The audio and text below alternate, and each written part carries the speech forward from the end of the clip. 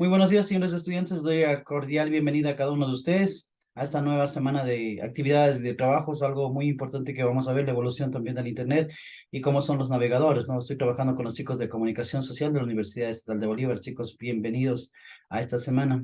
Temas muy importantes, ¿no? Lo que es la gestión de la información, cómo nosotros podemos depurar, cómo nosotros podemos almacenar, cómo nosotros tenemos que eliminar la información y cómo tenemos que ver si esa información que está en el Internet es netamente exacta, no es verdad, porque mucha información que encontramos en el Internet no siempre va a ser información verdadera. Así que tenemos que contrarrestar esta información y lo que vamos a ver también es la historia de los navegadores, cómo nacieron, ¿no? Como, por ejemplo, antes en la década de los 40 más o menos, ¿no? Se trabajaba y en las guías también guías telefónicas teníamos las páginas amarillas, bien con todas las páginas amarillas, era el lugar donde encontrábamos comida, qué sé yo, carpinteros, mecánicos, etcétera, etcétera, ¿no? Todos los oficios o venta de carros, de casas, etcétera, etcétera. Era el lugar donde que la persona se podía informar y podía también de esa manera solicitar un servicio, ¿no? A nivel del país y hacían todo el mundo hacía la misma situación. Pero después que nace en Internet y nace con unos chicos que realmente quieren ver a su equipo de fútbol, a ver cuál es la actuación y cómo están jugando otras universidades, nos referimos a Estados Unidos, ¿no? Las grandes corporaciones de creación de software y todo esto está en Estados Unidos, ¿no? Y ahora entendemos por qué. Porque ellos a la década de los 40, más o menos 40, 50, 60, 70, siempre se enfocaron por mejorar la educación con Canadá, Estados Unidos y Inglaterra buscaron una mejor calidad de educación y ahí está el producto de todo eso, ¿no? Convertirse también en una parte de una potencia mundial. Y por otra parte, vamos a ver cómo estos navegadores han ido mutando, han ido cambiando, porque todo tiene un principio, tiene un fin. Y es como cuando uno se hace un software, ¿no es cierto? Nosotros hacemos un software. Alguien se puede basar en ese software o le puede interesar la parte de la programación o cómo está configurado, ¿no? Para en base a eso es lo que han hecho, ¿no? Una copia y mejorar lo que son estos dispositivos también de búsqueda, ¿no es cierto? Que es lo que estamos en la actualidad. Así que vamos a trabajar con los chicos de comunicación social de la Universidad Estatal de Bolívar. Vamos con la primera diapositiva, por favor. El tema es gestión de la información. Jordi, buenos días, me vas a ayudar con el primer párrafo. Buenos días, licenciado. Sí, dice gestión de información. Gestión de información o GI es la denominación convencional de un conjunto de procesos por los cuales se controla el ciclo de la vida de la información, Ujú. desde su obtención por creación o captura hasta su disposición final, su archivo o eliminación. Tales procesos también comprenden la extracción, combinación, depuración y distribución de la información a los interesados. El objetivo de la gestión de la información es garantizar la integridad, disponibilidad y confidencialidad de la información. En este contexto, los objetos, los objetivos principales de la gestión de la información son maximizar el valor y los beneficios derivados del uso de la información, minimizar el coste de adquisición, procesamiento y uso de la información, determinar corresponsabilidades para el uso efectivo, eficiente y económico de la información y asegurar su suministro continuo de la información. Correcto, Jordi, muchas gracias. Bueno, lo que no sé es, Jordi, que aquí, como les dije al principio, hay un ciclo de vida, ¿no? Hay un ciclo de vida que tiene la información. Ese ciclo de vida realmente es cuando se inicia, ¿no? Y después, en base a eso, realmente pueden también generar y hacer otros sistemas, ¿no? Similares o mejores también, o si no, su archivo o su eliminación. Acá lo que nos dice que la gestión de la información también nos permiten es como maximizar el valor de beneficios derivados de la información. Miren, nosotros no estamos utilizando este momento, por ejemplo, la comunicación virtual. La universidad ha optado por lo que es una educación híbrida, donde que se dé mayor responsabilidad, obviamente mayor responsabilidad a los estudiantes, donde que ellos tendrán tareas, deberes, aplicaciones y también aparte de eso tendrán sus clases, ¿no es cierto? Y también se grabarán las clases, miren cómo se hacen esos beneficios, ¿no?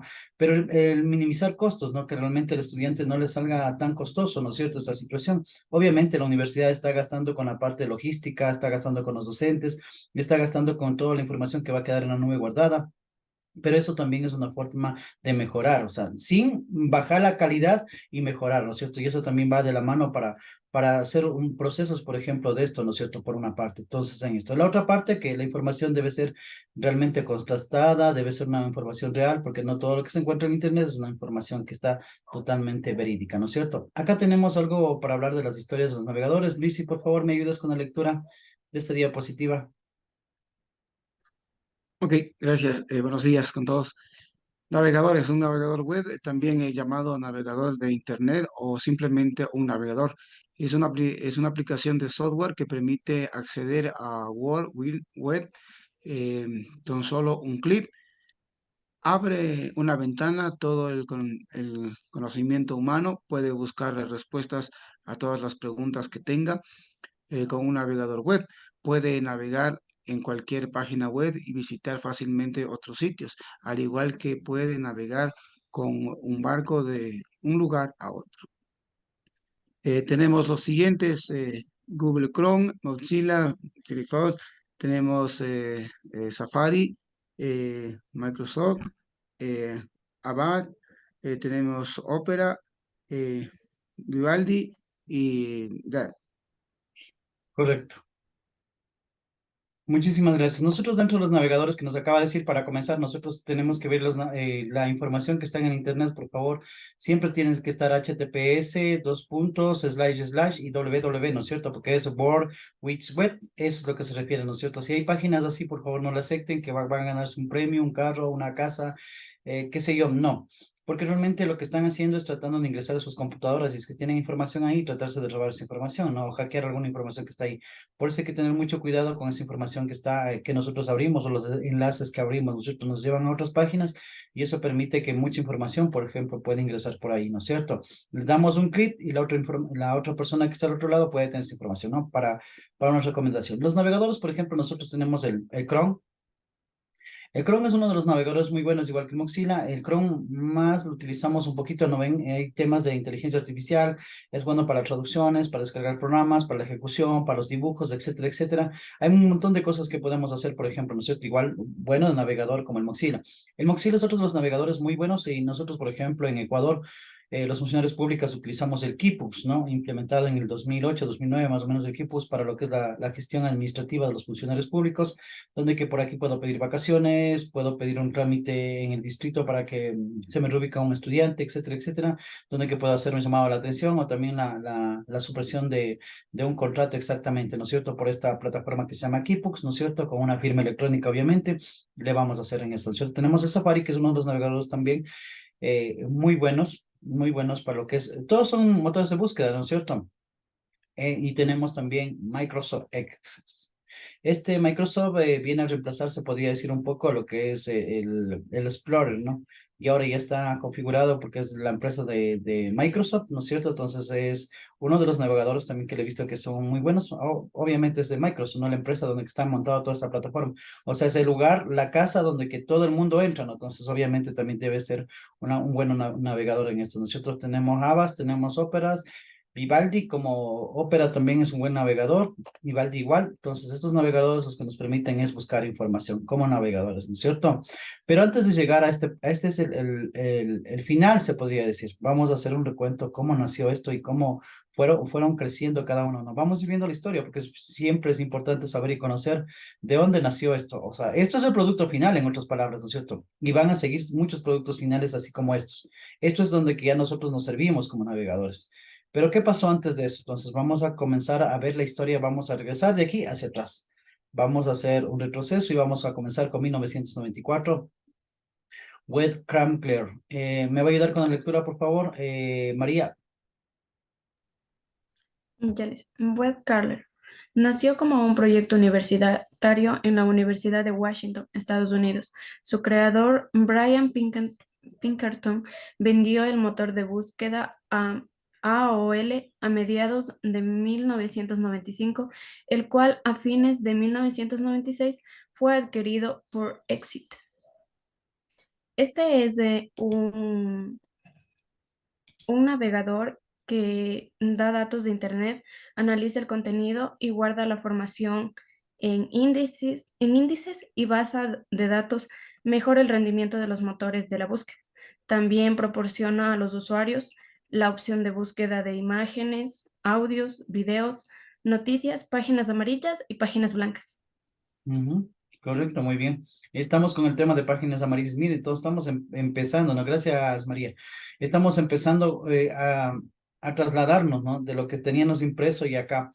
Y una cosa que es muy importante que este motor de búsqueda que lo compró Exai, una de las empresas más grandes con Yahoo, de las empresas más grandes que se crearon en ese entonces, ¿no? Las peleas eran de la universidad para ver quién saca mejor la calidad, entonces. Y la programación estaba bastantísimo de moda, ¿no? Todo el mundo le aplicaba esa situación, todo el mundo se dedicaba y se comenzaron a crear muchísimo lo que es la programación. Estudiantes, no solamente profesores, y incluso los estudiantes crearon eso. Entonces, este motor de búsqueda lo que permite, lo que hizo también con los chicos, como dicen aquí, ¿no? Buscar todo lo que son anexaciones, buscar información, comenzar a relacionar, pero también un poco les mandaron lo que es publicidad, ¿no? Vamos con Licus 1994. Vamos con esta parte, me va a ayudar con la lectura, por favor. John. Licus. Al igual que otros motores de búsqueda, Licus nació como un proyecto de investigación de la Universidad de Carnegie Mellon para el doctor Michael Mauldin. Licus fue la primera empresa de Internet en basar su publicidad. Ya. Licus es un buscador y un portal web que surgió con la intención de descubrir un motor de búsqueda para la web. Fue creado en 1994 mediante un proyecto universitario y fue liderado por Robert Davis. En 1996 fue protagonista de la oferta de valores más grande. En 1998, Lycus adquiere a TripAd en 58 millones de dólares. Y también en el año 2000, mediante la crisis económica global, los accionistas de esta empresa propusieron la liquidación de Licus tras varios años de pérdidas y al darse cuenta que iba a ser muy difícil encontrar un comprador. Ujú, muy bien, miren, esa historia, ¿no es cierto? Vean cómo comenzaba a generarse y en la bolsa de valores, ¿no? Se genera, porque antes todavía no creían de esa situación, es decir, bueno, el comercio, nosotros no debemos, ¿cómo va a ser el comercio ahí? Pero ya comienzan también a mandar publicidad, ¿no? Entonces ahí es donde que, obviamente, cuando no las dirigimos bien, ¿no? Como ahora tenemos otros navegadores, realmente las páginas se volvían pesadas, es como, por ejemplo, nuestro escritorio, y eso es lo que hacen, no es recomendable también, de pasito, ¿no?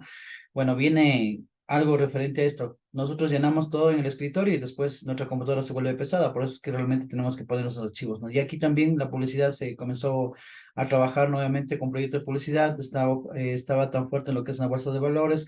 Esas universidades de investigación quisieron mejorar, pero vieron que ya hay otros motores de búsquedas, como dijeron, que comienzan a nacer, ¿no es cierto? Como es en 1994, Exai. ¿Me ayudan con la lectura, por favor? Con esta diapositiva. Fabricio. 1994, Exai, fundado por Mark Van Haren, Ryan McIntyre, Ben Lange, Joe Kraus, Graham Spencer, Martin Reinfrein. Estas personas investigaron para la biblioteca de la Universidad de Stanford cuál sería la mejor forma, cuál sería la mejor forma de buscar y recuperar la información para solucionar el problema de dicha biblioteca. Ujú. Correcto. Aquí estos 5 chicos que se reúnen, estos chicos que se reúnen realmente quieren buscar y dar una solución. La biblioteca realmente es extremadamente grande, y así eran las bibliotecas, ¿no? Ahora creo que los estudiantes generalmente ya no visitan las bibliotecas, solamente ni las virtuales, peormente las físicas. Pero antes había bibliotecas y en todas las universidades, bibliotecas muy grandes, en este caso en Estados Unidos también no era la excepción, bibliotecas muy grandes, y se quería encontrar más rápidamente lo que es la información, ¿no es cierto? O dónde se encuentran los libros, o la persona que está ahí justamente tratando de buscar los libros, ¿no? Entonces creo que fue una forma también mediante Spider, lo que se llama tejer información, buscar y anexar, ¿no? Anexar la información para que de esa manera puedan utilizar y podamos encontrar los libros. Imagínense una biblioteca de unos 8.000, 10.000 libros. Era, no digo imposible, pero era más tardío buscarle dónde se encuentra. Si el libro está o no está prestado, imagínense que si un libro está prestado, qué sé yo, hay una colección de 8 libros de física o de matemáticas de álgebra de Goldor, qué sé yo, y toditos están prestados, entonces yo tenía que irme al puesto, tenía que trasladarme y darme cuenta que no hay los libros, porque los ocho que estaban en stop, los ocho están prestados, ¿sí me entienden? Entonces, esto era difícil, entonces esto lo hicieron mediante un programa para que realmente desde ahí, desde la computadora, puedan ver si está, no está, cuántos están en stop, etcétera, etcétera, ¿no? Que es una facilidad, porque la tecnología permite esa facilidad. Después de todo esto nace también Altavista, me van a ayudar con la lectura, por favor, de Altavista. Con la lectura de esta diapositiva, Elizabeth. Altavista, 1995. Nació en los laboratorios de Digital Equipment Corp. de Research en Palo Alto, California, Estados Unidos. Sus dueños actuales son Compaq y CMGI Inc. En primer término, los ingenieros de DEC Research crearon un software llamado Spider o Crowd, el cual rastreaba Internet, indizando y mostrando la información recolectada. Correcto, miren, acá lo que nosotros podemos ver, por ejemplo, una de las compañías más grandes en Estados Unidos que comenzaron a vender computadoras, de las antiguas, ¿no? Que tenían los disquetes y todo lo demás, eran las compañías Compaq, ¿no? Y la que es MGI, esas compañías de grandes que ya comenzaban a vender computadoras y bueno, después sale también las otras empresas en Estados Unidos, ¿no? Comienzan a distribuir las computadoras, a vender las computadoras, obviamente con sus restricciones respectivas, ¿no? Entonces aquí nos sale también, como les dije anteriormente, lo que es un buscador como una forma de una telaraña, ¿no? Buscando informaciones que se encuentran alrededor, tejiendo y esa información trayéndole para acá, ¿no es cierto? Lo que más se resalta, lo que más interesa, por ejemplo, después se puede decir, es como un ejemplo, yo, por ejemplo, escribo un libro, Luigi, Andrés, Carlos y Elizabeth también escriben un libro, pero mi libro tiene una visita de unos, por decir, unas 200,000 más que el resto, entonces ahí es donde que va a haber, donde que le pongan como interés, el primero el mío, ¿no es cierto? ¿Sí o no? Van a ponerle como interés, mediante lo que son lenguajes de programación y también la programación en sí, ¿no es cierto? En 1995 nace Yahoo, ¿me va a ayudar con la lectura de esta diapositiva, por favor? De Yahoo. Ricardo. 1995. Yahoo es un caso muy especial porque debe ser el portal de búsqueda de Internet más viejo, conocido y visitado por mayoría de sus usuarios. No sabe que Yahoo es principalmente un directorio web y no un verdadero motor de búsqueda. Ujú. Ya, correcto. Mire, bueno, entonces aquí lo que nos dice Ricardo es que nace como un motor de búsqueda, ¿no? Y lo que hacen los chicos también en este momento es la página, miren cómo está, en 1995 una página muy bonita, muy organizada, se podría decir al primer aspecto, muy organizada. Pero nosotros encontramos demasiada información, encontramos el clima, el tiempo, el horóscopo, etcétera, etcétera, las propagandas que están ahí, y la mente, su función que era, se olvidaron de lo que es buscar información, ¿no? Se olvidaron de eso y ahora Yahoo terminó siendo solamente un correo electrónico. Terminó siendo un correo electrónico cuando su función era ser un motor de búsqueda y uno de los más fuertes entonces, ¿no? Uno de los más fuertes en ese entonces, pero ustedes saben, como les dijimos al principio de esta clase, que todo tiene un principio y tiene y un final en programación, y muchos de los programas se basan en el que ya fue creado para mejorarles, ¿no? Entonces, viendo que está esta situación así de esta manera, obviamente también la bolsa de valores bajó y se aprovecharon de todo lo que hizo, ¿no? También la programación que estaba ahí y no encontraban la información que necesitaba, entonces lo abandonamos, se puede decir, lo abandonamos como motor de búsqueda y en este momento tenemos en Google en 1997. ¿Me voy a ayudar con la lectura, por favor? Con esta parte de este tema. Ya les, Yo, A ya ver, les. ya a ver, ¿quién está? Me alza la mano, por favor. A ver, Mayra. 1997. Google. Larry Page y Sergey Brin fundaron Google en 1997. Comenzó la empresa con el buscador que hoy es el más utilizado en el mundo. Antes la creación del motor de búsqueda más famoso del mundo. Encontrar información de cualquier tipo nunca había sido tan sencillo. Entonces, este buscador de Google nació en un proyecto de la universidad con los creadores que dicen Larry Page y Sergey Brin. Y esta página es la más popular, es el motor de búsqueda más utilizado a nivel mundial. Se trata de una organización subdirigida de la multinacional americana Alphabet, que gira que gira al popular motor de búsqueda de las empresas. Presenta una amplia cantidad de usos. Por ejemplo, el buscador es como administración de correos electrónicos, juegos, sistemas operativos, creación de documentos, traductor, entre otros. La palabra Google se origina a la palabra Google en español es Google, que es el número 10 elevado a la centésima potencia, es decir, de 10 elevado a 100 ceros en un lenguaje más coloquial. El número 1 seguido de 100 ceros, a pesar de ser un número finito, es un número realmente inmenso.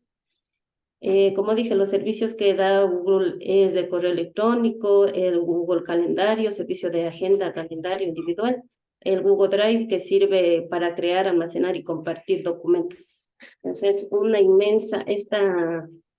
esta herramienta nos da una facilidad inmensa de buscar cosas que a veces no imaginamos y tenemos ahí las respuestas. Muchas gracias, Mayra. Mayra nos dice una cosa muy fundamental, ¿no? Y la forma sencilla que se maneja en este momento. Miren, es tan sencillo y basándose en el resto, ¿no? Si nosotros podemos ver el resto de buscadores, este viene a ser más sencillo, pero una vez que nosotros ponemos la búsqueda, automáticamente en esa búsqueda van a salir muchas cosas, no sé, incluso la propaganda al lado derecho, pero está de una forma que nosotros no nos estorban, ¿no? O sea, podemos buscar nuestra información. Y también en otras clases están preparados todo lo que podemos hacer con los correos electrónicos, porque están anexados correos, drivers, formularios, documentos, tablas, etcétera, etcétera. Hay muchas cosas que se pueden hacer. Por eso digo, el mercado, la informática siempre tiene que ir luchando, mejorando y ha ido mejorando cada vez más.